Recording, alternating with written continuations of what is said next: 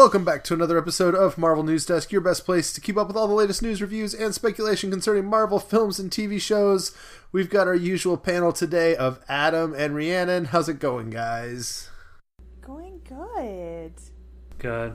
Adam, are you Am I alive? Yeah, I'm sorry, I totally forgot I was still mad at Caleb for his comments yesterday. So I figured... Oh, for my football comments? No, not your football. I don't care about football. You know, Saints, Patriots. Wait, he called you clickbait? the clickbait comments. So now I'm just going to be fake, we need a fake online beef. I've never had a beef with someone on Twitter, and that's kind of what I'm striving for. I was hoping it would be. I just think we should start calling you Clickbait. I just thought that was a funny nickname. Go ahead. I don't care. It's all right. Do it. Let's go. The funny thing is it was not directed at you at all, and then you took ownership of it, and then I'm the jerk. I'm just kind of figuring out how that works. So here's the thing. I think that's the... I don't know. Is that the right thing to do? Because I know what industry I'm in. I mean, I'm pretty self-aware of it. You might as well own it. I mean, don't hate the player, hate the game. So if we have any new listeners, Adam works for comicbook.com. Oh, wait, can we say that? Mm-hmm. So he is a... And I absolutely love it, but He's a bona fide clickbait creator. So that's it. We need to talk about clickbait again. Because it's already evolved, and there's a really nice piece out there. I don't know who did it, like a Forbes guy or someone else. It's clickbait's not clickbait. Clickbait is what people call articles they don't want to click on anymore. Like, what's the purpose of running a news website if you're not trying to get people to read your stuff? I mean, we've dealt with that a whole lot in the past, especially when we were all at a small website trying to make it something bigger, where if you put too much in the headline, nobody's going to click on the article. If you put a headline that makes people click on the article to find out what it is, then they're going to call it clickbait. So you're... And I did a whole piece at MC Exchange. If you guys remember, like, our definitions of clickbait while we were there. Because the one that always bugged me was the spoiler clickbait relationship. Like, I always remember we found out that Robbie Reyes was coming back to Agents of S.H.I.E.L.D. And we debated internally. Do we put spoiler coming back to Agents of S.H.I.E.L.D. or do we put Ghost Rider to return to Agents of S.H.I.E.L.D.? And we were killed either way, because if we said spoiler comes back, people are like, oh, you're just clickbaiting it. Why don't you just put it in the title? And then you put it in the title and someone's like, oh, you spoiled the show. I didn't want to know that he was coming. And so, like, we were totally like, damned if you do, damned if you don't. Like, nobody was happy with us on that. So, right. If you want to see the worst of the internet, write a bit or two about Black Panther getting an Oscar nomination. Oh, really? And then read the comments. Miserable Adam, people. You should start a beef with who's the what's the website or the Twitter account that's like save people a click or... Oh no, film clickbait. No, I can't start a beef with them. They keep retweeting my stuff. They hate you. They're giving me job security. I don't want to beef with them. I remember they did one where you had an article that was like the 3 posters for Avengers all together. Like, you put the name. Yeah, you the name was in the title. It wasn't clickbait at all. It's like, hey, I put the 3 of them together if you want to look at it, and if people wanted to, they could click on it. And they were like, it's just a picture of the 3 posters. That's what he said it was. That's what it is. Exactly. And that's the thing. I mean, like, it is exactly what I said. And there's some stuff that's not, there's some phrasing and stuff. But I most of the time, I mean, if someone puts, like, here's what Charlie Cox said about Daredevil Season 3, people will call that clickbait. But I mean, like, Charlie Cox did say something about Daredevil Season 3. I don't know. We've done a lot of things, continue to do a lot of things for free because we like to make it and we like to provide content for the fans. And I'm not grumpy about that, but, like, people write this stuff and do this stuff and they spend their time on it. And the only other answer to me is put everything behind a paywall. Like, make every website where you have to subscribe to it. And that would suck. So, like, putting up with a little bit of clickbait, if it's the economic engine that allows sites to exist, is kind of okay with me. I mean, the classic clickbait was, you'll never believe what Charlie Cox said at Ace Comic-Con. Right. That was like the original clickbait. Like, you'll never believe, he stepped on stage and you won't believe what happened next. Like, so, you're not at that level. Not yet. But, I can be. take that inspiration. Especially with the Daredevil fans. Take that inspiration. Heck yeah. So, Adam, I guess while we're talking about your job and the things you do, let's get into a news story. We're going to do a lot of Punisher stuff tonight. You got to talk with Steve Lightfoot. Is that his name from Punisher? I did. It is. So you got to do that interview with Comic Book, and I know you've posted all this stuff. Do you want to give us a summary in the news of the things you learned from him, talking to him about Punisher? Yeah, super, super chill dude. Talking with him, he's like the ideal writer to have on a really dark show. He said some, especially with I asked him a question about Micro, and he said something along the lines of, obviously you could go read it, but I'm going to paraphrase. He said like he hopes that him and his wife didn't work out because he feels Micro's best at hacking and stuff. So he's on the darker edge of things. Obviously, at least he couldn't say, or he won't say, whether it's going to be renewed or not. Because quite frankly, I'm not sure he knows. And I'm sure he'll probably find out literally minutes before we do via Deadline or Entertainment Weekly. But he didn't say. He went to the length of actually, assembling the writer's room, of course, and plotting out the season. He did confirm with me that he won't have Frank kind of do the Michigan bit again. It's going to be strictly in New York City. How he takes that, he didn't really say. That's about it for season 3. He says he has an idea. Obviously, I'm not going to say that because we'll get that into our spoiler review. Obviously, it's not going to include a certain someone. But outside of that, yeah, there was no details on that front. He did provide some good stuff as to Jigsaw, why they made his injuries more mental than like a physical disfigurement. And it is a bummer not to see Jigsaw's face look like a pepperoni pizza or whatever, just a tenderloin. But Lightfoot said it best, if they were to make his injuries just physical, that's almost one-dimensional of sorts. It's one thing and it's done. You're like, this guy's just pissed off because his face isn't pretty anymore. So he kind of discussed about the whole traumatic brain injury and stuff. I'm not sure if that's spoiler, by the way. I don't think it is because that was in the trailer and stuff. At least Jigsaw's mental health battles. That's another conversation we can have. Is what is and is not a spoiler? Because we had several people on our YouTube review. Right. It's like, oh, you're spoiling the show, and I'm like, in a review, you talk about the premise of a show. Like we were like, right. Jigsaw is coming back from some mental issues from his attack by the Punisher. And they're like, oh, you're ruining season 2. You're telling us what's happening. No, that's what we know from the first 10 seconds of like Russo in this show. So right, yeah. How do you do a review without? What's a review supposed to say? Oh, it is good. Well, right. Like what? We had conversations about what is it a spoiler to say that Brett Mahoney's in it? Because in our review, I wanted to talk about how good Brett Mahoney is in the show. And, there's no formal announcement that he would be in the show. He's not in the trailers, I don't think. He's in the trailer a little bit. And that's the type of thing. So it's impossible to please everyone because then you even have the people that don't bother watching the trailers. So that's the gist of what Lightfoot said, guys. He has a plan for season 3. He's ready to go if they pull the trigger. He did talk some Jigsaw stuff. He did talk. He did a really good breakdown of that John Pilgrim. Obviously, I'm not sure this is groundbreaking stuff, but while he isn't the Mennonite, he was largely based on the Mennonite from Jason Aaron's Max run, which is a very, very dark, gruesome set of comics.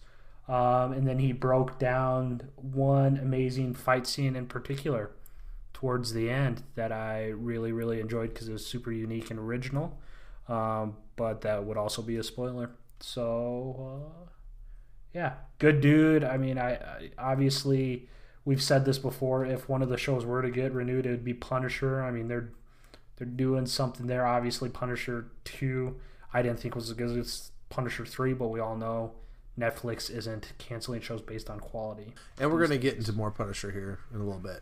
Did you talk to him about, like, you know, if they do move on, if we can be consultants with them? You know, like the No Michigan thing. We kind of liked the Michigan thing. And then he said that in season 3 they wouldn't want to go back to that. That was the best part of the show. I know, and that's. Do you still have his number? I kind of hinted at that. No, I don't.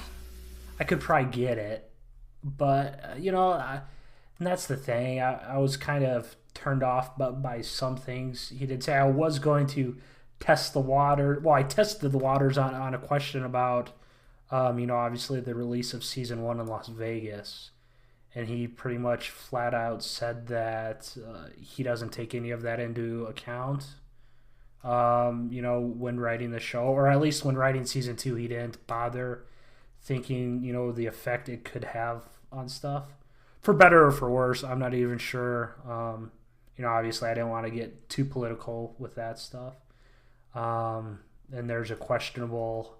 Obviously, I would guess we'd bring up the other thing we've talked about before in our spoiler section about the Indish bit. But yeah, like I said, he's from what he, you know, his knowledge just talking to him, you know, he's a good dude for the role. He seems pretty well versed. Oh, I forgot the biggest thing. He wants to do a Blade TV show. There you go. That. You know, there you go. Look at that. He wants to do Blade. Hopefully better than the one that was on the WB. There was a Blade show on the WB? That was Vampire Diaries. Yep. Come on. Nope, it was Blade, because the comments let me know I was wrong. Hold on one second, because I said he'd only appeared in 3 live-action movies, and the comments were like, nah, man, he was also in a TV show. And you should reply back, no, guys, that was Vampire Diaries. No. And then CW just tweeted tonight, meet Marvel's resident vampire hunter. Blade the series is free on CW Seed.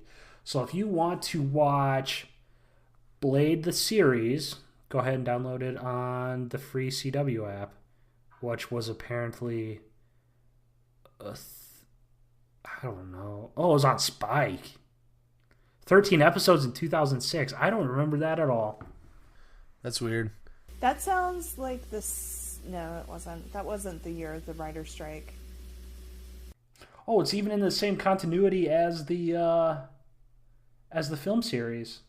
But obviously Wesley Snipes isn't Blade. All right. Let's talk about Black Panther and all of those Oscar nominations. We have talked about this literally since the first podcast we ever did. About, you know, if a Marvel movie would ever win an Oscar. It was a good day, I guess, for those nominations. I guess the question I'm interested in, we see 7 nominations. What do you think most realistically Black Panther could win out of those nominations that they've gotten? Costumes. Yeah, that's the one for me.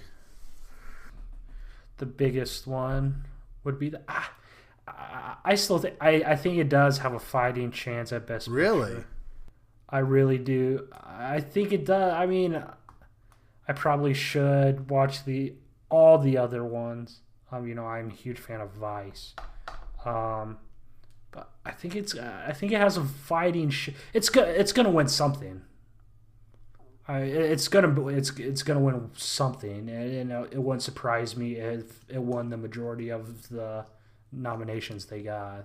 It's just so bizarre. Caleb, you've said this before. No individual is getting recognized at all. Not a single actor, actress, not a cast member. I mean, Ryan Coogler didn't get nominated. But the whole... It just seems bizarre. You know, not one single person standing out, but just the whole movie as itself. Did it get adapted screenplay? No, it did not. It didn't, did it? Which is shocking. I mean, that was... Yeah, I mean, the biggest problem they have, I forget, I saw this the other day, I don't think anything has ever won Best Picture with 0 whatever they call it, above the line nominations or whatever. Like, if you do not have a nomination for acting, directing, or screenplay, you never win Best Picture. I mean, it's just never happened. Now, that doesn't mean it can't. It would just be, I think, the first time in history that would have happened. So, well, it's also the first time in history a superhero film was nominated. So yeah, I mean, I think costume design is very well earned. When you look at all of the ways they created the tribes and the different looks and the way that they brought in all these different traditions from all over Africa. I watched like a Vanity Fair video or something with a costume designer where she just talked about like all the research and like every single piece on every single person. She could name like the African tradition that it comes from and why it was significant. Like, that was so thoroughgoing in their work that I really think they deserve it. I also could see the Academy getting excited about handing Kendrick Lamar an Oscar as well. I mean, he's had such a big year and won the what was the music award that he won that has never been won by a pop artist person forever? I don't recall. Oh, geez, you'll have to look this up. But yeah, it's got a chance of winning Best Album at Grammys, but we'll see. Oh, for sure. I mean, it's probably going to clean house at the Grammys. It's probably going to do very well at the Grammys. I mean, there's a very real possibility that Marvel as a whole is going to walk away with 3 Oscars this year. Possible, yeah. Do you think Infinity War gets it? I don't know. It'll be interesting to see if they do. I think the thing that's hard with Marvel is their VFX work always builds on itself from like previous movies. And so like, yes, Thanos is amazing, but it's amazing in part because Hulk was amazing, but Hulk was built on earlier versions of, you know what I'm saying? Like, they always like increase themselves incrementally, and it's not like something brand new that we see often in the Marvel movies. So, I mean, the only real competition it has is probably Ready Player One, right? I mean, surely Solo, what stood out in Solo? I don't know how it was nominated. It was ugly. That whole movie, you can't see anything. It's like they shot it in a cave. I don't understand. Right. So the award I was thinking about, Kendrick Lamar won the Pulitzer Prize last year. And he's the first... What? Yeah, did you miss this? It was I totally first pop musician to win the Pulitzer Prize in like 85 years or something like that. So it usually goes to like a jazz artist or something like that. And as I think we're alluding to, Into the Spider-Verse is nominated for Animated Picture, and I think Sony's going to get itself an Oscar for that. As someone who's watched all those movies and loves Incredibles 2, I still think Spider-Verse is a better movie, and it's got all the momentum. So yeah, it's momentum. It's unstoppable right now. If Spider-Verse wins, we don't even have to play 6 Degrees of Kevin Bacon. We could play 1 Degree of Marvel News Desk to an Oscar. That's right. Kind of, sort of. Do you think that the success of Spider-Verse might keep voters from voting for Black Panther? I mean, do you think because they talk about like the voters, like, are they going to go from 0 to full comic book voting in one season? Here's my suspicion, and this is going to sound kind of ugly. It's not because of what I believe, but the way I think Academy voters are. I think Spike Lee has been chronically and tragically under-recognized all these years. And so if the voters are in the mood of like, oh, we need to be better about recognizing black cinema, what they'll do is they'll vote for BlacKkKlansman and Spike Lee because it feels like a more prestigious African-American picture to vote for. Now, I would hope that's not how it works. I hope they're really just looking at, what they think is the best movie and they vote for what they think is good. I'm suspicious that any of the goodwill, I don't know about the comic book piece. I'm just more worried about the people that feel the impetus that we really need to better recognize minority directors and minority creators. I'm just worried that a lot of that vote will go to BlacKkKlansman, or at least it'll split, and that's not good. But I don't know. I think there's chances. I think some of these, like The Favorite and Roma, both seem like, smaller pictures that are made by non-American directors. I wonder if that can kind of split a certain sensibility. It really is wide open. I don't know. I don't have a lot of hope that Black Panther will be able to take advantage of that. Did I read somewhere this is Spike Lee's first ever Best Director nom? First ever. That's crazy. And we know they do that thing where they make up for past years. Yes, and stuff. Absolutely. Right. Well, it's kind of like Gangs of New York and Scorsese, right? Like very few people think that's Scorsese's best movie, but it's the one he finally got the Oscar for, because they were like, well, he's up and nobody else was really great this year, so we've got to give it to him to make up for that time we screwed him over on Goodfellas or whatever. So other news stuff. There's been all kinds of Endgame like leaks and toys, and I really hate to get into it. I haven't even read most of it myself because I don't want things to be ruined. Adam, I'm guessing you're keeping up on a lot of these leaks. Yeah, man. I even paid to view them. Hell yeah, I keep up with them. There's a lot of like, this is really weird. There's like action figure leaks without heads, so you're trying to guess from like the mold and the paint job. So they're not in-game leaks. They're not all entirely in-game leaks because one is clearly Spider-Gwen. So if Spider-Gwen is in Endgame, I don't know what to do with myself. I don't think that's gonna happen. That would be amazing. I mean, there's Spider-Gwen, and there's one that kind of sort of looks like Prowler from Spider-Verse. So, I mean, there's leaks. Obviously, the biggest one was Rescue, but... We've heard that a million times already, yeah. Yeah, well, we've heard Rescue a million times, and other ones Hulk. But, I mean, we've seen that the consumer products division, maybe not consumer products itself, but Marvel Studios has misdirected us before. Right. Intentionally led us on in a different direction with their consumer products. I'm not blaming consumer products because consumer products were probably shown or told one thing, so they ran with that, and then they cut the movie a different way. Obviously, the biggest thing, I mean, Lego set after Lego set, or the Funko Hulk busting out of the Hulkbuster thing last year. It's a good strategy. Toy leaks are toy leaks. It's a strategy to me, though. It makes sense because you're basically, most of these toys are for kids. I mean, you have a lot on your shelf, but I mean, obviously. Yeah. Thanks, Caleb. You know, all those toy leaks eventually. No, I mean, I collect stuff too. So. I mean, I'm not trying to mock anyone. I'm just saying they're really ultimately to sell toys to kids, particularly those Titan series crappy ones. And so, you know, the kids are going to buy, like, they should sell Spider-Man helicopters, even if we're not going to get the Spider-Copter in a movie, because kids will buy that stuff, you know? And so... Oh, give us the Thanos copter, man. Why the Spidey copter? Yeah. Give us that Thanos copter. I mean...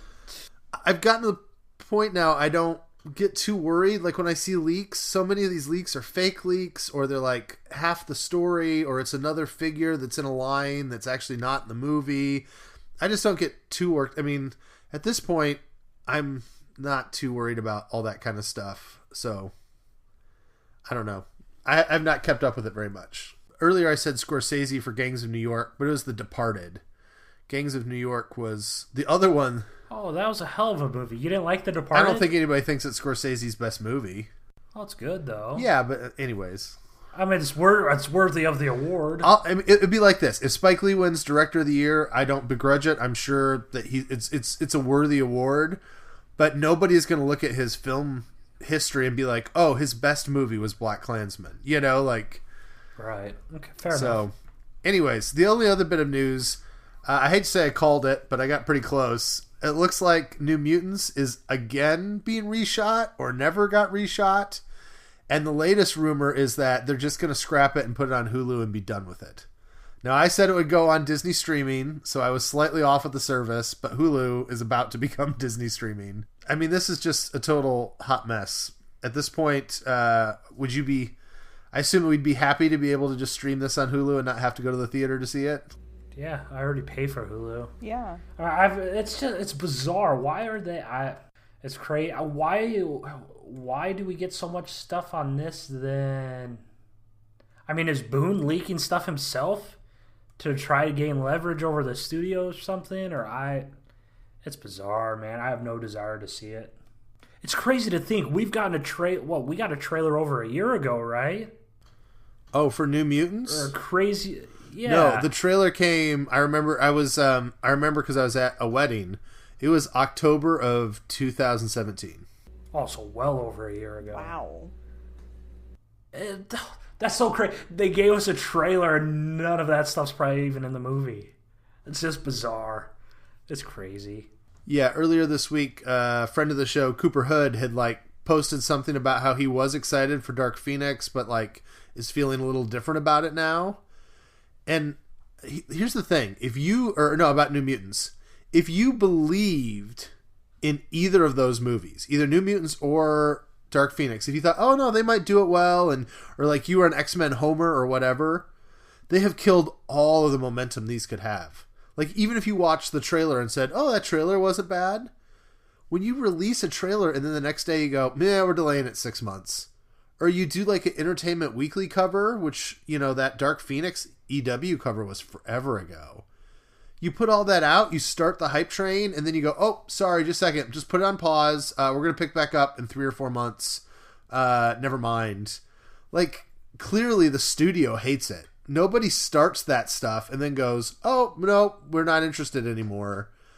And so all of these delays, you shoot yourself in the foot. Nobody's going to get hyped about this if the studio clearly is scrambling to fix it. It's just all really weird. Why can't they make amazing movies with some of the best Marvel intellectual property available? If we go back to 2008 before the MCU started, there's probably, a dozen X-Men that were more widely recognizable than Iron Man, Captain America, and Thor.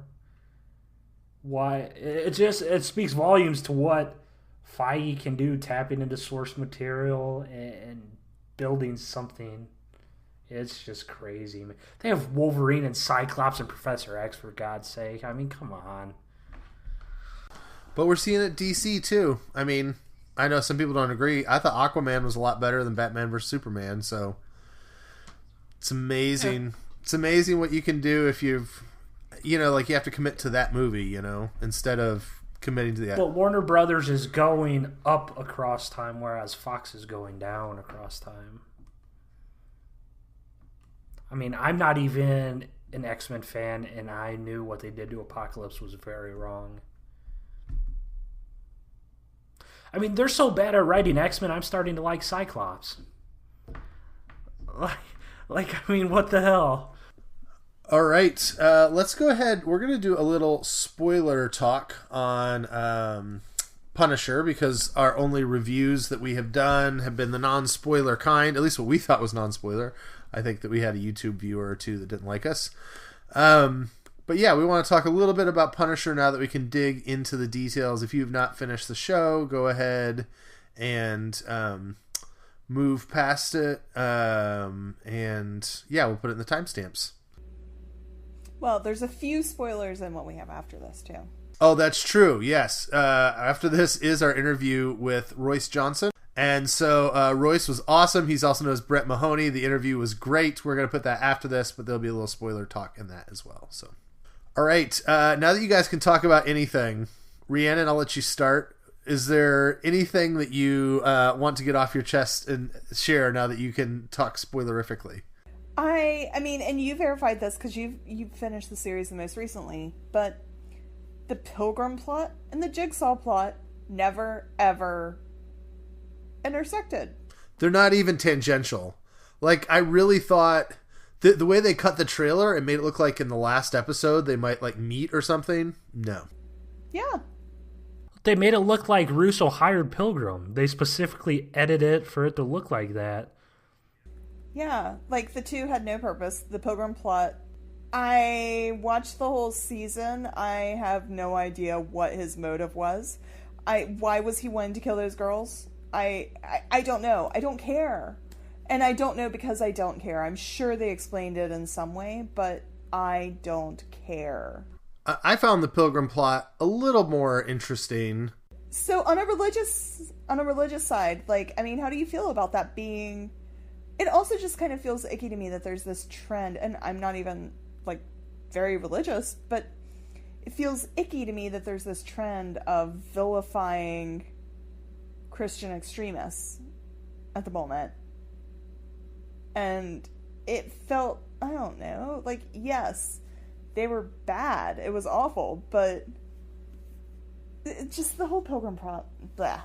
It just made me feel blah. My general take is I'm okay with plots where religious people are bad people, because there are religious people who are bad people.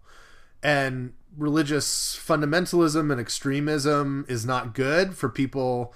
Like, religious people who are not extremists, we don't benefit from extremists. So I don't mind that being an element. I kind of liked what they did with Pilgrim, because it's something that I was going to say earlier, this is going to sound bad, but I've kind of seen it, not to the extent of this, but where somebody lives like a really horrible life, and then they have a religious conversion experience, and they change who they are. But then the people who kind of convert them take advantage of their extreme feelings of kind of guilt, and like, it's just it's a hard thing. I mean, particularly like him, he's apparently like a neo-Nazi, right? That has given up those ways. He has all these feelings of like, no matter what, if you're changing your life and trying to become a more better, like a family man and a moral person after living that way, you're going to have extreme issues of guilt and shame over who you were. And the idea that a religious leader would take advantage of those feelings to manipulate somebody, like, that's a real thing that really happens. What I liked is particularly when the girl said, your faith doesn't make you do this. They're manipulating you to do this. And Pilgrim's like, yeah, that's what's going on. Like, that all felt very real to me. Also, his back claps, where he like kind of lost it and got drunk and high and used prostitutes and stuff like that. Like, that's a thing that really happens with people that have certain patterns of life and then try to get out of them. So I don't know. All of it felt, I mean, it's all hyper, but it felt realistic to me that that's a religious journey a lot of people go on. Ultimately, the religion I saw being picked on was people who use religion as a way to keep power and control over people. And that's something I'm really fine critiquing, because I critique it too. So that's valuable insight. Positives, happy things. Brett Mahoney. It's not just because we have him on the show. He really was so freaking good. Yes, Brett Mahoney is just tired of all of it, and it really feels like he's finally decided how to live in this world at this point. Karen Page, how did you guys... I mean, when I saw her walk into that hotel room or hospital room, knowing that that's like the last that we'll ever see the reference of Nelson and Murdoch, the last that we'll ever see Karen Page as Karen Page, my heart hurt a little. Yeah, it just kind of bummed me out, because I was happy with the scene with the napkin being the last of it. So it was just like a coda I almost didn't need, you know? Caleb, there were also about 250,000 others that were very happy with the napkins. I don't know. There's about 250,000 that have signed a petition saying they're not okay with it ending with the napkin scene. What was the deal with that morgue guy? We've seen him before, right? He was in was he in Daredevil or Jessica Jones or something? The who? The guy in the morgue that wanted her shoes. The morgue's, I don't feel like I know him. So I think you're confusing, Adam. There's another morgue guy who Trish always gives reservations to restaurants. Oh, that's right. But I don't think it's the same one. That's not the same guy? Maybe it is. I don't think it is. Maybe it is. Yeah, I don't know. I'm like, wow. Good Lord. I love though how they built it up to something grosser. Like, I thought she was going to have to kiss him or going to have to go on a date with him or something. And then when it was... Oh, wow. You thought kiss? That was a lot more PG than what I was thinking. And so when it was just shoes, it was just kind of like this relief laughter. Like, oh, okay. Yeah, I thought it was going to... I knew it was going to build... I knew it wasn't going to be something sexual because of the way just sort of they were building it up. But, the shoes, that was funny. Also, can we have more of the, evil night nurse? The guy that, basically killed Russo by, not finishing the surgery and just taking his money. I thought that was so hilarious and awesome and kind of weird. It was just an odd, extra 4 minutes in that episode that we didn't necessarily need. But I would have loved to see that guy stitching up, Mariah Dillard or other people throughout the time. If there was a foil to Claire on the bad guy side, it would have been great. Yeah. All right, so I'm going to get a little serious for a minute. This is a show where there's a lot of violence. For me, to a point of gratuity, but that maybe is just my preference. Does this show do a good enough job about like talking about the morals of the violence and like having a consistent ethical like compass? Or is it meant to be like a film noir that just nobody has one? I mean, I don't know. I just found myself feeling very uncomfortable with it as the show went on. I thought the violence was a lot more toned down this time around. I mean, obviously we didn't see Frank rip some dude's eyeballs out with his thumbs, you know. I mean, Pilgrim's leg looked like Swiss cheese, and I almost got sick. Dude, when he pulled the teeth out of his skull, that was the part that bothered me. Oh, yeah, I'm like, whoa.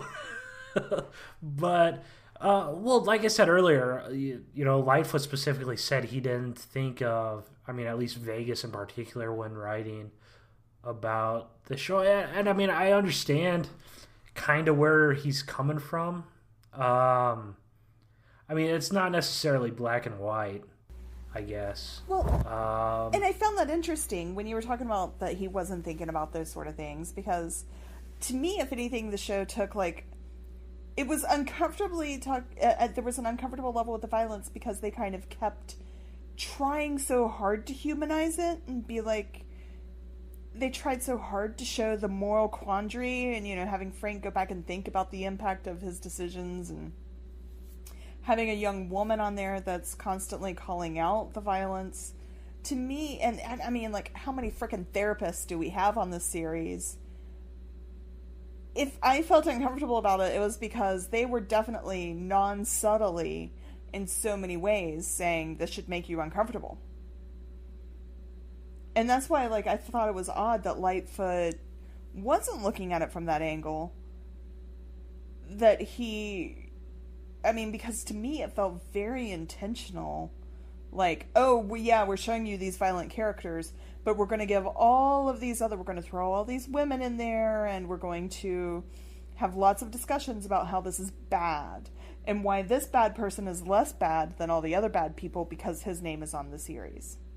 Yeah, it seems almost nihilistic to me. Like, you had Madani as the one character who seemed to say, no, there's places I'm not going to go and things I'm not going to do. And then in the last episode, she chucks a woman out the window and puts bullets through, you know, Russo. And I don't blame her for the self-defense. I mean, I don't know. Out the window, it kind of gave me joy to see that woman, we'll talk about her in a minute, thrown out a window. But, like...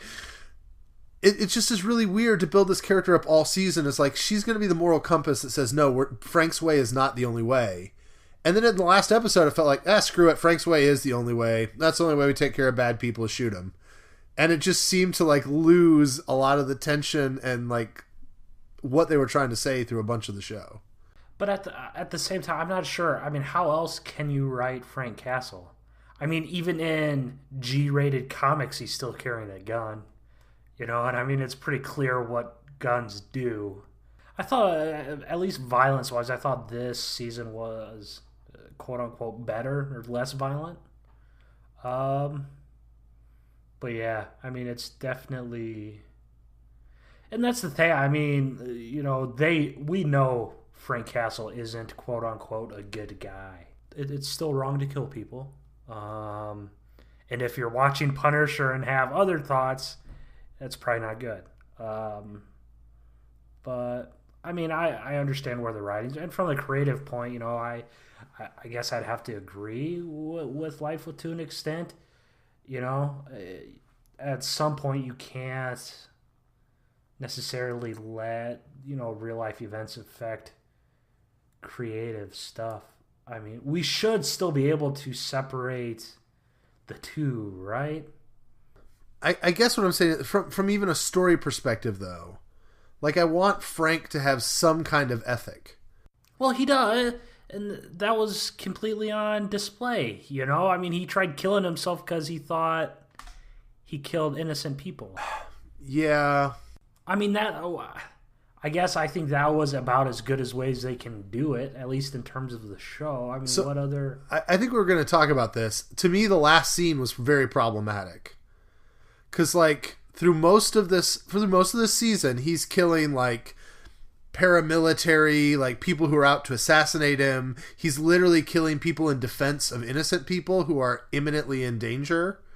Like, most of the violence in this is Frank killing someone who is about to kill someone else.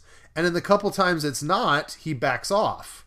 Like the Russian oligarch guy that he doesn't shoot. Because, he's got him, it's an execution. And he doesn't do it, but then, when he's in the bar, when they're directly trying to kill the girl, then he'll kill somebody else. So, like, that's sort of an ethic. And then the last scene, they're like, oh, there's these two gangs. You haven't seen them do anything wrong. You don't know what they're doing. They're all teenagers, apparently. Like, they just look like young kids that don't even know what they're up to. And it's not to excuse 22-year-olds shooting people, but, I don't know. There's a difference between a 45-year-old ex-Marine paramilitary assassin and a 20-year-old kid that's selling drugs and trying to make do on the streets. And Frank just shows up and is like, hi, and then blows them all away. Like, it was premeditated murder in the last scene. There's no self-defense in it. And I just felt like it was really a weird tonal blech at the end of the show. I get it, I guess. I get it. I understand your side, and I understand the writer's room, I guess. For whatever reason, apparently, and Lightfoot said this in our interview again, he, that scene meant, or towards the end, the Punisher, Frank Castle wasn't the Punisher until season 2, I guess. And when he became the Punisher in season 2, still kind of lost on me. But apparently, it's before that last scene. Because again, I was told that the season was still about Frank finding out what it meant to be the Punisher. And I tried thinking about it. I couldn't choose one scene where I'm like, wow, he's the Punisher. I thought he was the Punisher in the pilot episode. All I can think of is the scene in the mobile home where he looks at Madani and Curtis and says, just let me be who I want to, like who I am. Yeah, true. I guess that's it, but... Yeah, but I feel like, I'm with you guys on this, on the becoming the Punisher. He's become the Punisher 15 times. And they didn't do anything to assure us that he would stay the Punisher this time either. I feel like some of the best Punisher that we saw was in Michigan at the very beginning of the season. That hotel room shootout.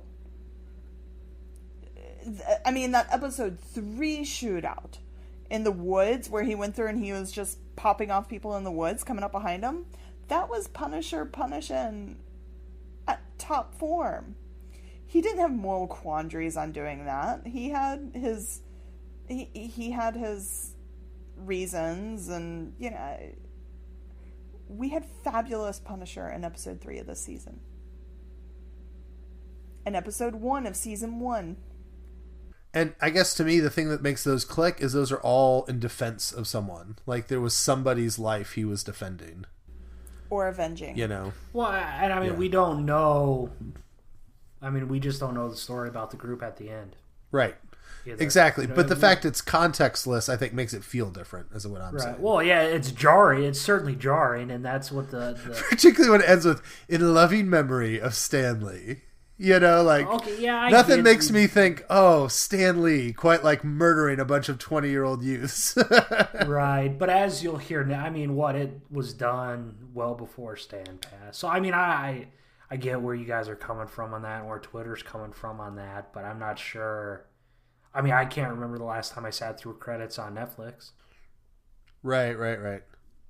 Yeah. I think part of what stuck out to me, though, is there was the in memoriam thing for, is it Reginald Cathy at the end of Luke Cage Season 2? Yeah. And they made that fit very well and very beautifully, Well, yeah, Luke Cage didn't really blow out away a whole warehouse full of people either. I do want to talk about a couple more characters before we run out of time. That therapist was the worst character in the history of character. Yeah, I she was so... Did you understand her at all? Did you understand why she did anything she did? Eventually they gave her... Eventually I understand what she did a little bit more than Pilgrim. The people behind Pilgrim, the people hiring Pilgrim. But she was obnoxious. She felt to me like just we need another woman in this show to, throw a human angle on our killers. all the men we have out there killing, we need another, human angle. I was hoping we got the weird, bizarre sex scenes out of the way in 112 or 111, wherever those weird, dying, wet dream fantasy things were. Yeah. Which were bizarre, but then this year we get like a pseudo BDSM type pain sex scene, and I'm like, what the hell's going on? Well, and this is a pet peeve of mine, but when they interlace violence and sexuality, like they did it very explicitly at the beginning of one of the episodes, they've got Billy and her in bed, and they cut it back and forth with him and the gang like robbing places. I think that's really bad for society. Like the psychological effect of like combining sexuality with violence is really not good for human brains. And so anyway, this is my soapbox, but like I really hate it when they do that on the show. And they've kind of done it a couple times. Like it'd be one thing if it was done once. It was kind of more an artsy fartsy thing in season 1. But here it was just like, I don't know. Well, they're physically hurting each other while doing it. It's just bizarre, and it's like it probably says a lot about Lightfoot's sexual thoughts, and I don't know. Everyone has their kink. I mean, that season one scene, it was very, very icky. I don't think anybody felt comfortable in that, but it felt like it was very intentionally uncomfortable, that it was drawing this juxtaposition of this character and what she thinks he is and what he really was. But yeah, I think that's the thing. Well, and I mean, it's consistent for Billy. I'm a little tired. I don't know if this might be our most mature show ever. I'm a little tired of magic jigsaw penis too. The idea that like women's brains just fall out of their heads the minute that they get around Billy Russo. Like they did it to Madani, and then they did it to the therapist. Billy Russo shows up in the room, and all of a sudden these very smart, intelligent women that have professions just are like, oh, Billy! And they just do really stupid things that ruin their lives. I find that very frustrating. Absolutely. I'm not sure. I mean, can that be a spin-off podcast, or can we start a band or something? Just call it Magical Jigsaw Penis? I mean, have you guys seen Ben Barnes, though? I mean, I might... No. I might throw my career down the tubes and go to prison for him. Look at him! The other thing I want to talk about for a minute was the girl. To me, the best part of the show was the relationship between Amy and Frank. Like, it really worked for me. And some of those episodes that you guys said were bad, for me, I thought were redeemed because I just loved seeing them together. My favorite part of the whole show, maybe, was when they left that studio and she convinced him not to kill the guy who ran the video studio. And then as they left, she goes, but you can burn the place to the ground if you want to. Yeah. And then they like leave and the flames are coming up. Like the way that she was like a moral compass for him, and the way that she kind of redeemed some of the father that he lost when his kids died. Like, I don't know. I thought that was all very good. I liked her a lot. I loved their relationship. I loved her snarkiness.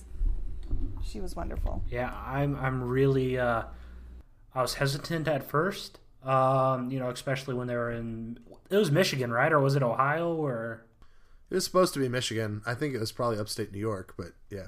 I was hesitant there, but I'm really glad of where it went. I mean, I felt during that bus station scene, that bus depot scene, I mean, she did great. Georgia Wiggum did great.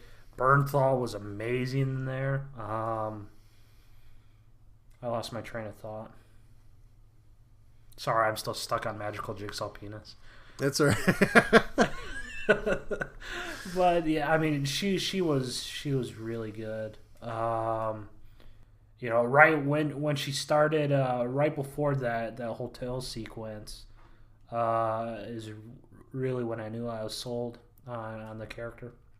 Yeah, I don't love Frank taking her to murder the big bad people. Like, again, that felt just like an inconsistency to me, that he's trying to protect her from all this stuff. And then he's like, hey, here's a gun. Let's go in there and I want you...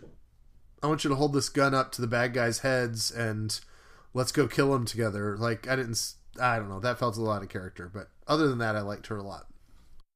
The one fight I was mentioned last week was that hotel fight. How I've never seen anything shot like that before in my life, and it seemed almost perfect. You know, about how the two hotel rooms and just blindly firing through the walls. I don't know what it was about it. And then they flipped rooms halfway through, and it was just... I really enjoyed that part. And then the other part... One of the favorite lines, I can't even remember what he said, but it was in the final fight where they're just both beat, and Frank's like, takes a deep breath and says, "You ready?" or whatever. You know, I just really enjoyed that aspect of it.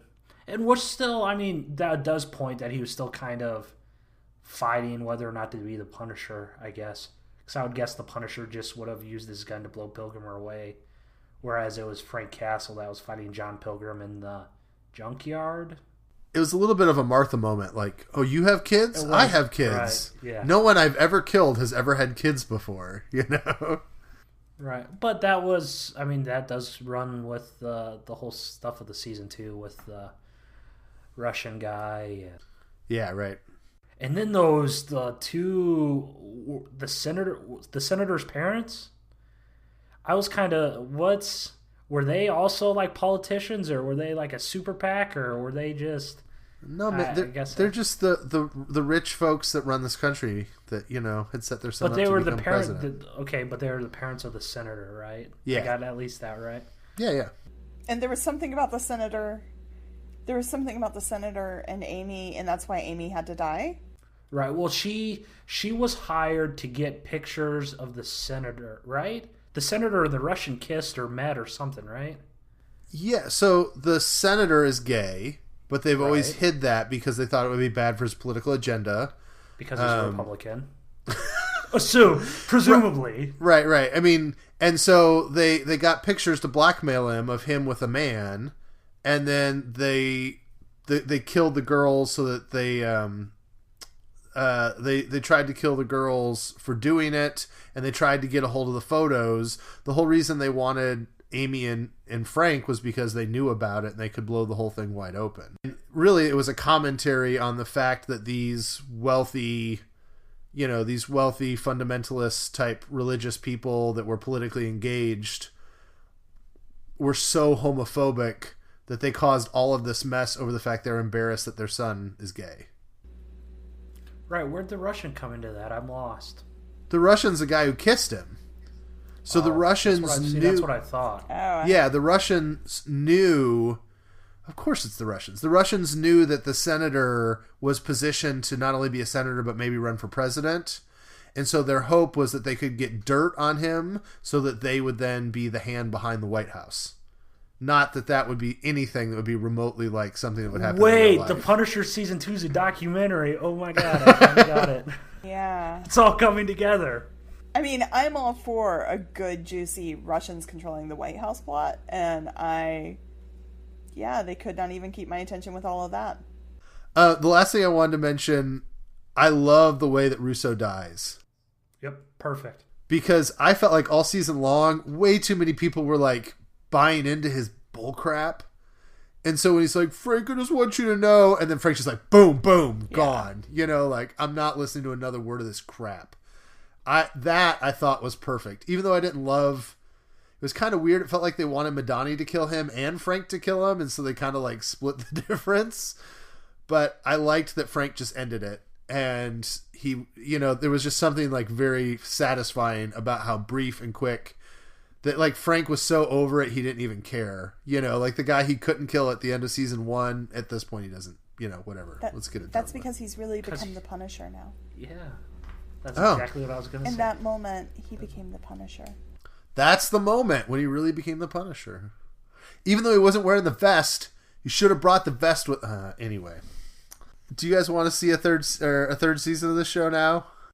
I think so, because that'll probably be the only Marvel show we would get. If they make one, I will happily watch it.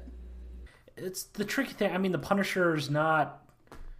I mean, he was introduced in the Bronze Age. He doesn't have the mythos Man, they already did Jigsaw.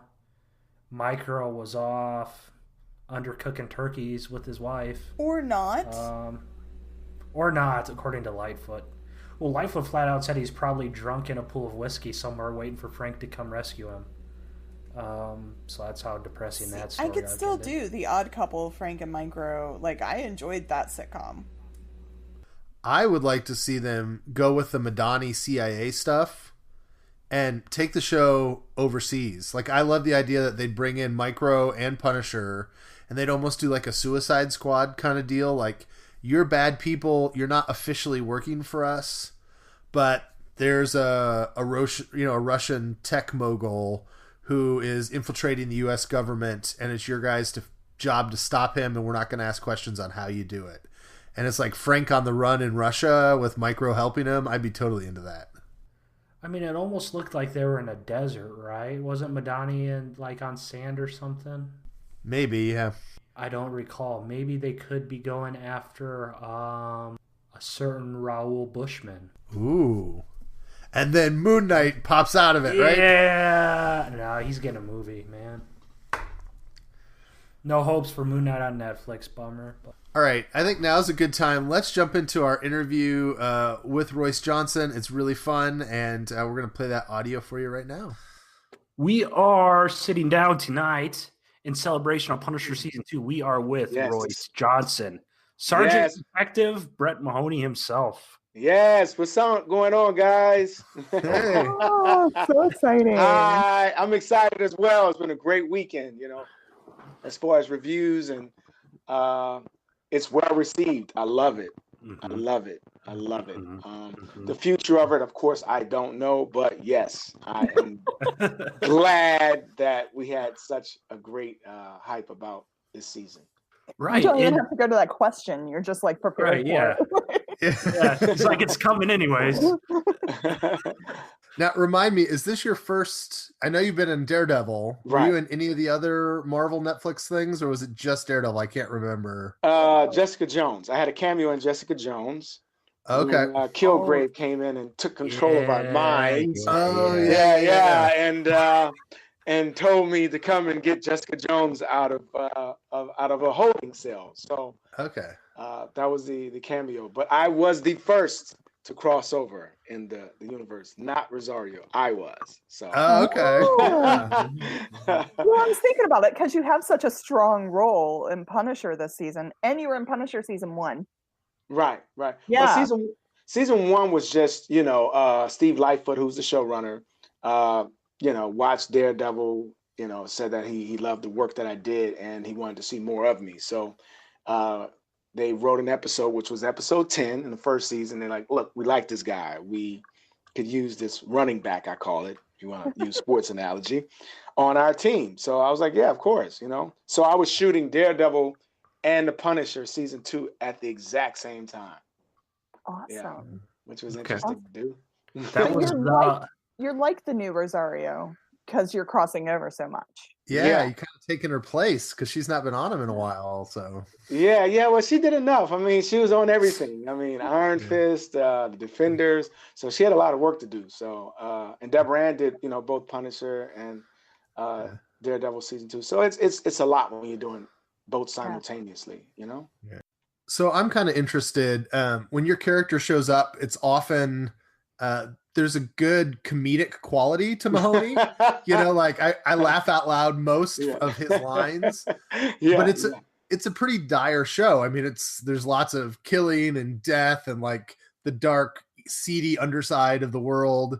So I'm just interested as an actor, when you approach that role, how do you balance trying to fit into the overall tone of what you're doing, but still bring that comedic piece? I mean, I'm sure there's an issue there that you've thought through as you've done this role. Well, just like, I mean, I think every actor brings some of themselves to every role they play, I don't want to play him like a typical cop role. I want to play him as a human being, a guy. He's just a guy doing his job, Law enforcement, sometimes they get a bad rep. I go to bodegas all the time. We joke around, we laugh. The way I approach this role as just, a guy who took an oath. I got a job to do. Why not add a little humor to it? It's such a gritty show. It's the best way I can communicate with the other actors, have that bond. So that bond outside of shooting crosses over, and that's where the relationship comes in at with the comedic part, just being funny off camera to bring it on camera, but still talking about a serious matter. I mean, it's kind of you have to laugh to keep from crying type situation. Yeah, exactly. That's, even, going to Madani's doorstep, telling her about a girlfriend who shows up at a place that I showed her and then pretends that she doesn't see me. That's pretty funny if you think about it. Like, why would I be jealous about something like that? But it's a big deal. Like, I went to her house, I, got drunk, and I stayed on her doorstep, and I passed out, and I embarrassed myself. So that's pretty funny, right? It's a funny, funny monologue. I don't want Brett to be one-dimensional. Just I'm going to show up and do my police job and just deliver the message. It's super interesting. I talked to Steve a couple days ago, and he said the same exact thing about you as you said about yourself, about how you play the character. About the character and not the cop. Yeah, and not the cop. Great. And great minds think alike on that one, I guess. Yeah. I think that. I think that. I live in the Bronx, so I see a lot of law enforcement guys here. And I see them joking around with each other. It's not all, ready, hands up, looking for somebody to arrest or something like that. They're real people. They're guys who are ready to go home and see their wives and families, and so that's how I approach the role. Gotcha. I like that. I talk about my mother a lot in Daredevil. People probably think, hey, he lives with his mother, or he checks up on his mother, and she needs to stop smoking cigars. Right. Well, we met your mother. I mean, we met Brett's mother. You finally met Brett's mother. Finally, right? When will we meet Brett's wife? Because he's been wearing a wedding ring, a wedding band for like 4 seasons and no right. Is he in denial? Has his wife left him? Ooh.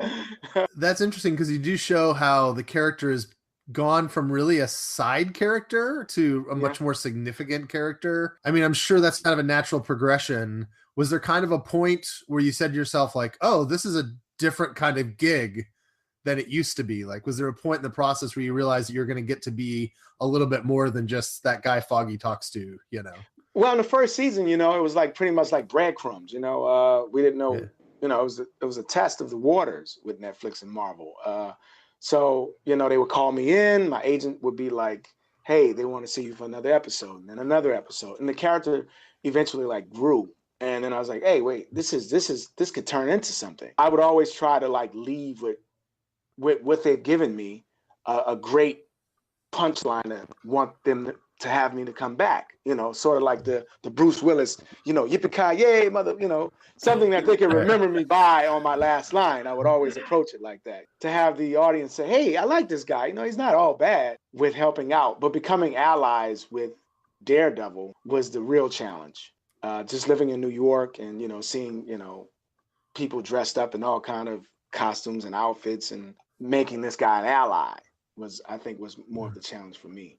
Because I don't know his identity. That's the thing. And being in law enforcement, my eyes and antennas should be up to a guy dressed around fighting crime. Now I'm trying to remember at the end of Daredevil season 3, I felt like there was hints that maybe Mahoney was starting to figure out that Matt is Daredevil. As the actor, do you think Mahoney was starting? Do you think he was a good enough detective? He was starting to piece it together, or no? Right now, I would say still no. I don't think. I think there's constituents, comrades, colleagues. I was starting to see him as a comrade. If he wants to hide his identity, let him have it. We're both on the same team. I think that I've seen him enough times by being friends with Foggy Nelson so long. I think I've walked in the law offices. I've seen Matt Murdock over 1,000 times. I don't think I would have a hint in my mind that he's the guy doing all this stuff. But he's and that's some of the it. brilliance of the character, I think, is that because he is blind, right? Like his secret identity is like a step up from even like a Batman or whatever, because people go, oh, he's blind, and it's almost a critique of how we look at people with disabilities and kind of like write them off as not being capable of certain things. Right, exactly. That's exactly what I'm trying to say. I see him as a clean-cut, straight-edge guy. He just happens to be blind. Him outside in the streets at night, hunting down bad guys is probably far from me. But there is a camaraderie that we build up over time with this episodes that just come together, that just piece together pretty well, especially with the promotion. How could I be upset with the guy who got me promoted? You know what I mean? Right. I don't care who you are, man. You got me promoted, man. I'm not trying to get in your business like that. So you did mention you were the first, you're the original crossover, at least in the Defenders verse. How's that work logistically? Obviously, you were filming Daredevil 3 and Punisher 2 concurrently. Does the call come from up top, like Jeff himself, that says, "Hey, we're going to have you in Daredevil," or did you get a call from Steve saying? How's that work between, especially if you're filming at the same time? Did Eric and Steve work together? Or? Well, first they deal with my reps and let me know, to try to make my schedule as less, chaotic as possible. Gotcha. They warned me, forehand that I may have to shoot one in the morning and one at night. And the storylines were very different. Of course, you guys know that. Right. So that never happened, which was fortunate and lucky for me that I never had to shoot, 2 different shows on the same day. It could be the next day, but not the same day, which would have thrown me out a little bit with the storylines as far as an actor. But we made it work. They were deep into Daredevil, at least by episode 7, when we were just starting The Punisher, episode 1 or 2. So it was enough time to, balance the 2 together. So you got at least a little bit of sleep between each night. Yeah, a little bit of sleep. I was like, how do I sleep? There is no. You sleep when you can. You sleep in your trailer. You sleep on breaks. Wherever you can get it. It was like, welcome to, the world of Marvel, welcome to TV, Yeah, I saw Jay Ali's behind the scenes post where everybody was sleeping inside the church. Oh yeah. And that's real. You get a little nap in, the best way you can. You get a nap in. But it was fun. You still, it's a good problem to have as an actor, I heard Mahershala Ali, he was shooting Luke Cage and Moonlight at the exact same time. He would get on a train, go to Philadelphia, shoot wherever, Moonlight, see his family, and then come back and shoot some of Luke Cage. So that comes with the job. Yeah, comes with the job. It's a good problem to have, trust me. You talked about living in New York, and obviously these shows film primarily in New York. They made New York a character. Was that a fun experience for you to be kind of so close to work and being able to be in the city and, work so close to home? It was so convenient. I listened to the guys from LA. They had to get put up, but me, I can come home, rest in my own bed, come back in my study room where I started. That's where I am right now. I'm not in my apartment. I'm like in my study room. So it was pretty cool to come back there and just feel like home. And instead of some hotel room or some apartment, some Airbnb spot or something, So I'm glad that the shows are shot in New York City. If I had to go to LA, of course I would go, but I'm just glad that I was at home shooting and working. So, obviously, when did season 2 wrap production? It was obviously before the dominoes started to fall, right? Yeah, it was. Yeah. Season 2, I believe, wrapped around May, June timeframe. Okay. And I think we were done with The Punisher around August. Yeah, of course, that when the news came out, it kind of, tore us all apart around Christmas time, I believe. Mm-hmm, right. Yeah, we were already scheduled to shoot. We had our parties, Eric was ready, schedules were ready, super excited. And then the news came and we didn't know who did what or who said what or, did we have to wait? A very hard place to be around the holiday season, you know what I mean? Oh, no, absolutely, yeah. I think it's like 'tis the season, you know what I mean? We're like, 'tis the season to get canceled? I thought we did all right, guys. Come on. No, you did. Great. You did. The things come out is that it had nothing to do with the quality of the show. Right. But we didn't know that at the time, we just got some phone calls and some emails saying, what great jobs we did. And, hopefully we will return. And every other person was like, you guys, you'll be around, you'll get picked up, It's sort of like a family member had passed away, like, you'll be all right, you're going to get through this. So, I mean, the guys can roll their eyes at me, but do you know about the Save Daredevil campaign and all the stuff? Yes, of course. Okay. I was a part of that. I signed a petition. Good. You've been I did everything. Okay. Yeah. We posted. I told friends walking down the street, Uber riders, Uber drivers, Save Daredevil, he's been good to us. Gotcha. Family, man. We're family. We fought together for 4 years. How could I not participate, man? It's like living in your building and you got to sign something, from management. You participate. You're a team player. Royce and I are going to go carry signs around Times Square. Yes, let's do it. Let's do it. Save Daredevil. Save Daredevil. Hey, that would be a good way to boost your follower count. Just use the Save Daredevil hashtag. I never thought of that. See there? You're giving me ideas now. Oh, there you go. So I live in New York, but there's some plans forming. We'll make sure you're in the loop. Please. There's some taking it to the streets type stuff in New York happening. Please. So I have maybe a boring question about the practicality of all that. I mean, we've heard that if this show is going to be picked back up, it'd have to be a couple of years because Netflix kind of had some contractual thing that said that Marvel wouldn't do another Daredevil something for a couple of years. Mm-hmm. As an actor, how does that work? I mean, I assume that you're hoping that you'll have like a great movie gig or another great TV gig 2 years from now. I mean, I always feel like on those petitions, I don't want to make Royce sit around for 2 years to get another job, we want you to be working. And so when somebody talks about like the revival of a show later on, is that practically tricky though to get everybody back into a show after it's been on hiatus that long? I don't, 2 years is a long time. 1 year, okay. 2 years, we all probably will be working on something in 2 years. And to revisit is like getting a band back together. To get everybody back together would be awesome. To hit the big screen would be great too, as well.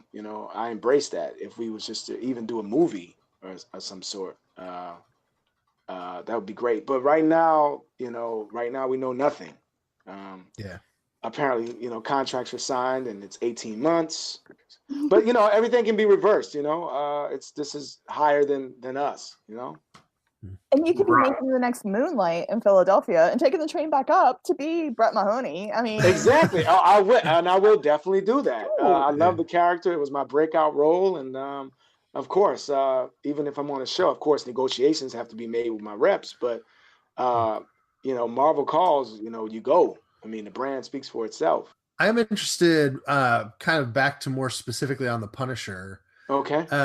One of my favorite scenes was where you guys go off the overpass in the ambulance. Yeah. So, I mean, was that tricky to shoot, or was that just good camera work? Like, I'm interested how that how the practical effect there was for you guys trying to film that. I think it involved everybody. No one had to step out. We're talking stunt guys. We're talking CGI. We're talking props. We did the green screen. I had never done green screen ever, and this was my first. And, just controlling the wheel, the whole non-driving thing when you're actually supposed to be driving was an experience for me.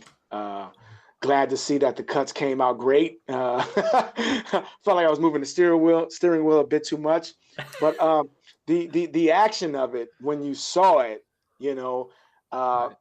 a guy could be moving the steering wheel that much, bypassing, almost hitting pedestrians and stuff and dodging other cars.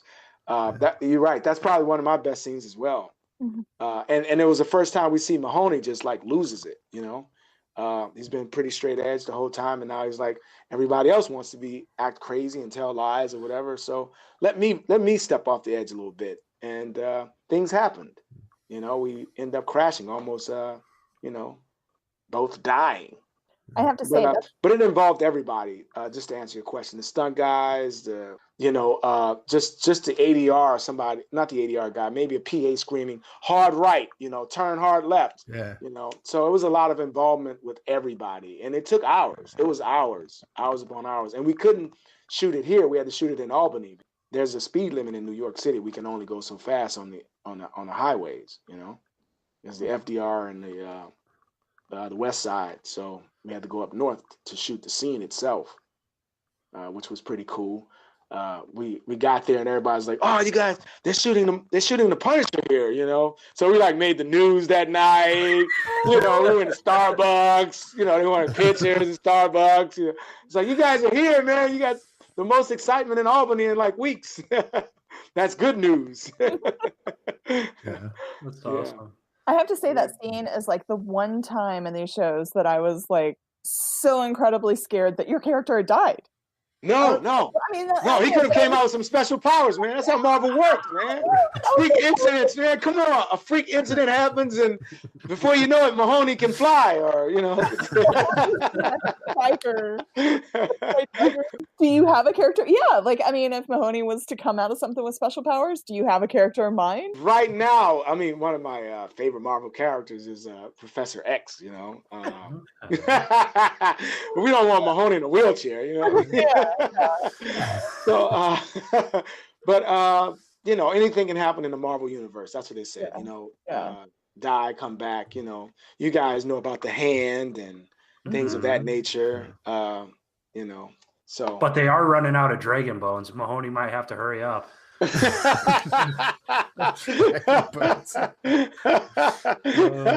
They are. Oh, so you went to the premiere of Punisher was last week, and I don't want to be like the pessimist, or I guess what was everyone feeling? I guess what was obviously Daredevil's gone. Yes. Yeah, the energy was great, man. It wasn't like a farewell thing. We were all excited about the work we did with any project.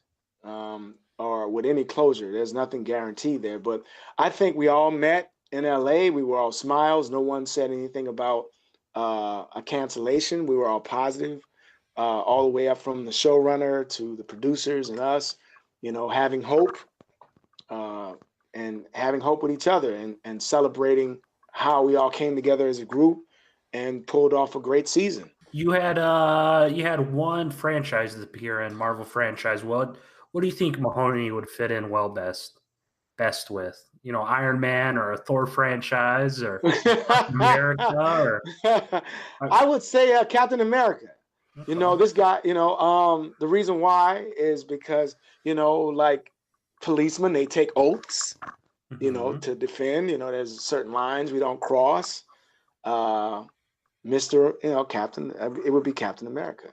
I'd love to see. I think Spider-Man is the place it works. You want me to go to Queens now? You want me to go to Queens? Leave us, get transferred. I'm just imagining a bad guy like webbed up against a light pole, and Mahoney shows up, and all they would need is you to show up and look at it and go, "How do I always get these guys?" That's all they would need. I like that. I think you've taught me in that one. So, I think that would be great too. Spider-Man would be awesome. Super awesome. It's still in New York, and Mahoney just happens to be dropping groceries off to his aunt somewhere who lives in one of the other boroughs. And the one scene in question I had, I guess, that I particularly enjoyed was it was almost perfect right after Russo died. I'm not sure if it's a church basement or what, or where Diana kind of takes the blame for Frank. Of sorts, by that point, do you think Mahoney has, obviously, as a police officer, as a detective, he can't, condone Frank's actions, but do you think there's a little part of him that kind of agrees with what Frank's doing? Or is he his methods, I don't think I would ever agree to that, but the guy did save my life, right. At the end, I think, like I said, Madani, there's a scene when she thinks that she was, she wakes up in shock, and me talking her down. I think that's a friendship that's developed, a trust that we've come to a certain level now that we can trust each other. Curtis is a good guy. I've done my homework on him. So I think we end on a great note. Where Frank ends up at, what Mahoney does, I couldn't answer that. his methods are just extreme. It's just a bit extreme. One more season. Yeah, it's just a bit extreme. Even when he does save my life, I'm like, I still can't let you just go and do things the way you do things. Will we be best buds? I can't answer that. You know what I mean? Right. It's almost as if, you know how well Mahoney would do in that sheriff's department in Michigan? That standoff. He would have took care of that standoff for sure. Man, I'd have went out there, man. Frank, you stay. I know the way you work, Frank. I got to take this on. But no, I thought that was a great scene to be. That he's drifting now, and there's other law enforcements that are not as trained as Mahoney is at this point. Because I thought, like in season 2, having a first case, being a first-time detective, a little bit in over his head as far as with the hand. But by the Punisher, season 2, he's pretty seasoned at this point. Well, and I think there's also, he's making the calculation of like, I don't like Russo being murdered, but I also know that this will probably end all this baloney that I'm having to deal with, right? Yeah. Like at some point, it's like, let's just be finished with this. Yeah, already. So. Right, exactly. So I can get back to other, work to be done. Because, chasing 2 guys simultaneously at the same time is pretty hard for one detective, So as you wait for, Daredevil 4, Punisher 3, Jessica Jones 3, are you in Jessica Jones 2? Can you say? I can't. Okay. I can't say that. Okay. Just like when the Punisher 2 was coming out. Are you in Punisher 2 as well? I was like, hey, I can't say anything. Right. So, Fair enough. So while you wait for more Marvel shows to be greenlit, I mean, what else is on the? I know you mentioned a horror movie or something, right? There's Ghost in the Graveyard. Jake Busey, Kelly Berglund, Olivia Larson. These guys. It's a thriller horror, teen flick. That should be coming out soon. The director's Charlie Caporetto, pretty cool guy. So that's it. And it's pilot season. Like I said, we're shopping around new shows. We're auditioning, taking meetings, and, hopefully we land something. It came out today, Charlie. There was some sort of article that Charlie Cox was saying, like, he wants to do another show, but he wants it to be like his show, like, another one that Okay. So maybe he'll do another one in New York, and you guys can work together in another capacity. That's what we were thinking. There's, I think, Jean was announced to be in one. I think The Sopranos or something on HBO, a prequel. Yeah. Oh, okay. If they shoot nearby, who knows? There's always roles out there. We've all, formed a camaraderie, and we can call each other and say, hey, there's a role out there I think you'd be perfect for.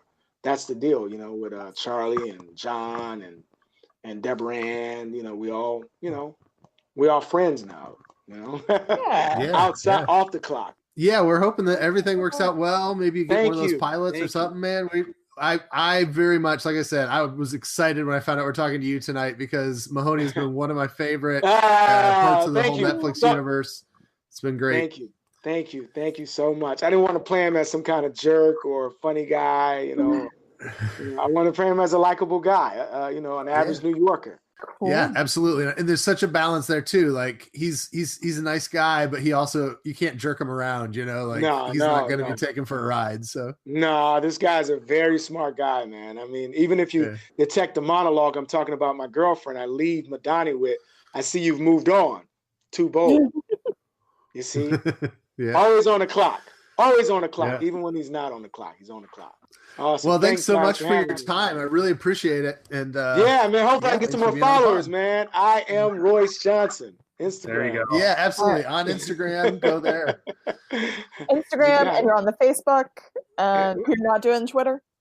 Not yet. We got to do some Twitter, but not yet. Well, if you do it, let us know. We'll spread the word there. We don't blame you. We kind of hate Twitter. I mean, we do it because we have to, but it's kind of a nasty place. So I know, man. You say one word on Twitter, man, and it's gone. Exactly. I literally mean one word. Yeah.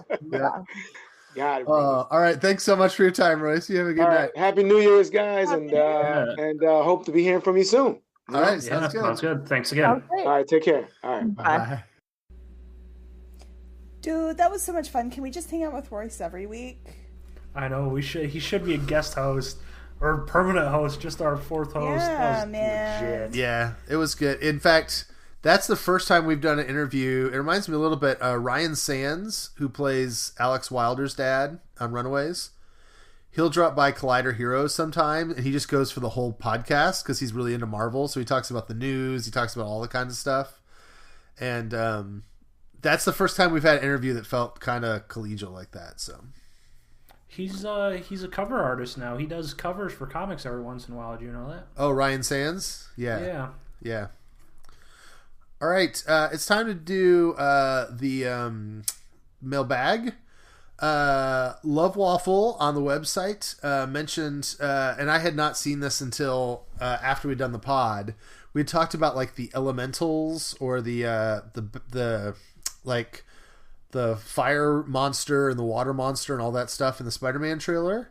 If you guys have not seen, the license plates on all those scenes are comic book references. Oh, like the first ASM 3, whatever, the first appearance of so and so. Is Right. that what he's talking about? Yeah, so there's a car in the like Sandman scene that references the first appearance of Sandman. There's a license plate in London that references the first appearance of Molten Man, and there's a number on a boat in Venice that's the first appearance of Hydro Man. So it does seem like they're purposely trying to connect those things to those characters. Let the record reflect. I finally know where Love Waffle's avatar came from because I finally watched that show. What show is that? That's Atlanta, isn't it? I forgot the kid's name on Atlanta. It's in the... Oh. Correct me if I'm wrong, but I'm... You think it's the Tommy Perkins? Is that right? Is that the one you're talking about, or no? Not the throwback episode. It's when... I already forgot her name. Zazie Beetz is teaching. Oh, okay. Have you seen the one with the Michael Jackson type character? That was so epic. I was so creeped out the whole time. I know. Like, what are they trying to... That's the best episode of TV ever. It's so good. It's so bizarre. I didn't know Atlanta... I'm not too far from saying it's like an anthology, right? Kind of, sort of. Yeah, I mean... So here's the thing. It's a show that holds together... Atlanta Talk. It's a show that holds together thematically. Yeah, so the episodes don't plot-wise work... But then, like FUBU, which is a very famous, one of their best episodes, thematically, that explains, like, it's so rich into the relationship between Earn and Paperboy. And, like, it really ties together the conflict that they're having with each other throughout that season. But it's totally, like, it's kids and it's totally out of chronology, but thematically, it informs everything. And that's what I love about it. One of my favorite actors ever. That kid killed it. Love Waffle also felt like I have too high expectations for the Disney Plus series. If they were characters that would move on the main story of the MCU, they'd be getting a movie. Fair enough. And also, he does not like the idea of a young Loki movie because Tom Hiddleston is the reason why people like the character. And if you don't use Tom Hiddleston, people probably won't like the character. So that makes sense. That's all I've got in mailbag. Was there any like Twittery stuff that you guys can remember? No, I started getting exhausted by Twitter again. It seemed like I was doing a good job of controlling what I was seeing, and then all of a sudden this past week it's just been mayhem and chaos again. All right, just some housekeeping stuff. The supercut for Iron Man should be available to everybody by this point as the podcast comes out, so definitely go and check that out. If you want to see stuff early, definitely follow us, become Patreons. That's patreon.com/Marvel News Desk. You guys know that we have the Twitter at Marvel News Desk. We've got our marvelnewsdesk.com page. And like us on Facebook, facebook.com/Marvel News Desk. It's watch.marvelnewsdesk.com for the YouTube channel. You can help the show be more visible if you give a 5-star review on iTunes. Number one thing you can do every week is listen and tell your friends. We thank you for that. Thanks to Tim Cox for our logo. He's at Instagram at Tim V. Cox. And Alvin is on a variety of social media platforms. He gave us our music. He's at The Skull School. All right. I think that does it for this week. Thanks for listening, guys, and we'll be back next week.